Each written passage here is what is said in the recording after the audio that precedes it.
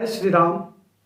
आज मैं हनुमान चालीसा का छात्रों के लिए महत्व या हनुमान चालीसा द्वारा जीवन प्रबंधन के अंतर्गत चौपाई नंबर 16 पर प्रकाश डाल रहा हूँ। वह है कि तुम उपकार सुग्रीवी किन्हा राम मिलाए राजपद दीन्हा। मतलब आपने सुग्रीव जी को श्री राम जी से मिलाकर एक उपकार किया जिसके कारण उनका राज्य भी वापस आ गया। इसको मैं जो हनुमान चालीसा के इस चौपाई को ये समझ रहा हूँ कि हनुमान जी का एक परोपकारी जीवन है। अब यहाँ बहुत ही शब्द जो यूज किया गया है, तुलसीदास जो है उपकार। उपकार का क्या अर्थ होता है? उप मतलब होता है पास और कार का मतलब होता है कृति। किसी को पास मिलाकर कृति करना या अपनापन बनाना ही उपकार है। किसी एक या एक से अधिक व्यक्ति को सहायता करना उपकार कहलाता है, या यह समय के अनुसार दूसरे को मदद करने के लिए किया गया कार्य को ही उपकार करते हैं। यह एक और शब्द यूज करते हैं हम लोग दोस्तों, परोपकार। पर जो उपकार मतलब दूसरे को उपकार करना बिना के निस्वार्थ भाव को उसको परोपकार कहते हैं। इसलिए मैंने यहाँ जो टर्म यूज किया है कि हनुमान जी द्वारा परोपकारी जीवन। उपकार तो किया ही, लेकिन परोपकार इसलिए बोल रहे हैं कि परोपकारी में वो होता है कि जिसमें किसी से कोई निस्वार्थ भाव होता है, कोई उसमें लेना देना नहीं होता, सभी के लिए होता है। या मानव के द्वारा भी अगर आप देखेंगे तो प्रकृति भी हमें बहुत बड़ी परोपकार करती है। जैसे नदियों द्वारा जल देना, फूल पौधे द्वारा या पेड़ द्वारा छाया देना या फल देना, गाय द्वारा दूध देना, जिससे कुछ ना कुछ हम हासिल करते हैं, वो सब परोपकार के अंतर्गत आता है। लेकिन यहाँ तुलसीदास जी ने उपकार शब्द यूज किया। उपकार इसलिए शब्द यूज किया गया कि जैसे मैंने आपको मीनिंग समझा दिया। यहाँ दो के बीच में मतलब अगर यहाँ एक आ जाए कि हनुमान जी का एक बहुत बड़ा रोल था, वो रोल था एक डिप्लोमेट का। उन्होंने राम जी और सुग्रीव जी के बीच में एक संधि कराया। वो ऐसी संधि था कि दोनों को इसमें फायदा था। तो देखो, अगर इनके उपकार करे या परोपकारी भावना नहीं रहता तो जैसे सुग्रीव जी ने इनको आदेश दिया था कि जाकर देखो कि जो राजकुमार जो घूम रहे हैं, ऐसा तो नहीं कि मुझे मारने के लिए आ रहे हैं, क्योंकि उनको बाली से बहुत डर था। बाली उनको भगा रखा था। जैसा कि कहानी आपको जानते ही हो, मैं कहानी में ज्यादा जाना नहीं चाहता हूँ। लेकिन उन्होंने हनुमान जी ने बहुत दूर दृष्टि देखा और दूर दृष्टि देखे एक ही चीज उन्होंने निष्कर्ष निकाला कि अगर राम जी को हम सुग्रीव जी से मिला देते हैं तो राम जी का भी कार्य पूरा हो जाएगा और सुग्रीव जी का भी कार्य पूरा हो जाएगा। इसीलिए यहाँ जो मैं समझता हूँ कि हनुमान जी ने बहुत बड़ा उपकार का काम किया, दोनों को मिलाकर। इसमें दोनों का कार्य सिद्ध हो गया।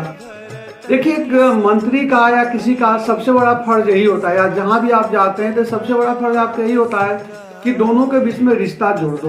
दोनों को जिसका संबंध अच्छा हो, जिससे किसी को काम बनने वाला हो, तो वहाँ उसको मिला देना चाहिए। इसीलिए यहाँ उपकार शब्द यूज किया गया है। इसका आगे भी अर्थ है, ये नहीं कि उपकार यही रुक गया। देखिए, दूसरी बात है कि ध्यान होगा आपको कि जब संधि हो गई दोनों के बीच में, संधि होने के बाद जब बात हुई कि नहीं आपको मैं बाली को मार के आपको राज दिला दूंगा और उसके बाद इसके एवज में आप मुझे सीता जी के खोज में मदद करेंगे। लेकिन घटना कुछ ऐसी घटी कि सुग्रीव जी ने अपना विलासिता जीवन जीने लगे, कार्य भूल गए। वहाँ भी ने हनुमान जी बहुत अच्छा रोल अदा किया, जाके उनको आगाह किया भाई आपने महाराज जी आपने राम जी तो आपका काम पूरा कर दिया, लेकिन आपने उनका कार्य नहीं पूरा किया, इसलिए कार्य करने के लिए आप प्लानिंग कीजिए। यहाँ के आधार पर मैं ये जानना चाहता हूँ कि हनुमान जी ने एक फॉलोअप का काम किया। आप किसी पद पर हो, आपके अधिकारी से कुछ चूक हो रही है, कभी कुछ बाधा भूल रहे हैं, तो आपका फर्ज बनता है कि उनको आप फॉलोअप करके उन काम को बढ़ाएं, ताकि जो आपके राजा हो या आपके अधिकारी हो उसको किसी तरह की परेशानी नहीं हो, जो उनकी वादा किया हो पूरा हो सके, उनकी ईमानदारी बना रहे। यहाँ से मैं समझता हूँ कि हनुमान जी ने एक बहुत ही अच्छा काम किया कि अपने राजा के जवाबदेही को उन्होंने बतलाया। इससे भी अच्छी प्रसंग तब आया कि उसी दौरान श्री लक्ष्मण राम जी के कहने पर, क्योंकि राम जी जब गुस्सा हो गए तो राम जी के कहने पर लक्ष्मण जी इस प्लानिंग गुस्सा में आए कि आज इसको मार देंगे। वहां सुग्रीव जी से काम संभलने वाला नहीं था, वहां भी हनुमान जी ने इस केस को संभाला। और संभाला कैसे आप लोग अवगत है कि जब हनुमान जी को उन्होंने गुस्सा में देखा तो सबसे पहले उनको आराम से बैठाया विनम्रता पूर्वक, फिर राम जी के इस गान करके मतलब एन विधि से उनके गुस्सा को शांत किया।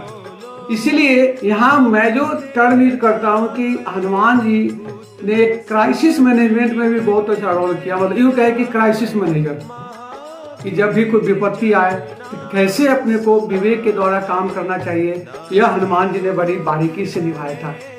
इन सब के आधार पर मैं ये जानना चाहता हूँ कि किसी भी सिचुएशन को कैसे हैंडल करना है, यह आपको हनुमान जी बहुत बारीकी से सिखा सकते हैं। अब इस चौपाई से जो मैं 2 संदेश आपको देना चाहता हूँ। पहला है कि किसी के साथ अन्याय हो या अन्याय दिखे तो चुपचाप बैठना नहीं चाहिए, बशर्ते कि उनको सहायता करे तो उनको न्याय दिलाना चाहिए। हनुमान जी ने यही काम किया। सुग्रीव के साथ जो अन्याय हो रहा था उसके उन्होंने बारीकी से समझा और उन पर मदद करके उनको न्याय दिलाया। दूसरा बात है कि जीवन प्रबंधन के रूप में इंसान को हनुमान चालीसा के इस चौपाई से 3 चीज सीखने को मिलता है। वह है पहला केयरिंग, दूसरा है शेयरिंग और तीसरा हेल्पिंग। अपने जीवन में 3 टर्म उतार लीजिए कि किसी के बारे में केयर करना, उसका शेयर करना, कोई अच्छी चीज़ जैसे उन्होंने शेयर किया दोनों के बीच में घटना को, और उसके बाद हो सके तो हेल्प करना। तो आशा करता हूँ कि यह चौपाई आपको चौपाई के द्वारा जो मैंने आपको व्याख्या दिया आपको पसंद आएगी और जीवन में उसको उतारेंगे। जय श्री हनुमान।